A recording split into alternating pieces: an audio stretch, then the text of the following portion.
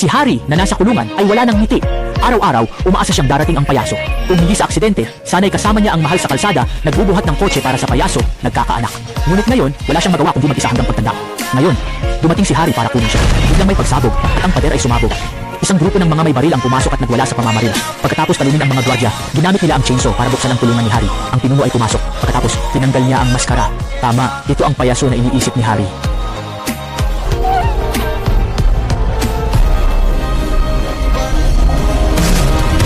Sa ilalim ng payaso, si Harry ay naging makapangyarihan sa entablado. Halos walang nangahas na makialam.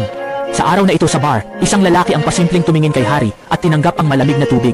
Para makabawi, nagbiro siya kay Harry. Ngunit hindi niya alam na ang kinakalaban niya ay ang underground queen ng entablado. Ang resulta ay halata. Nang makita ito ng lahat, agad silang natakot at natahimik. Pati ang may-ari ng bar ay humingi ng tawad kay Harry. Ngayon, dahil siya ang anak ng payaso. Gayunpaman kahit na ang kanilang pag-ibig ay hindi makaligtas sa kapalaran.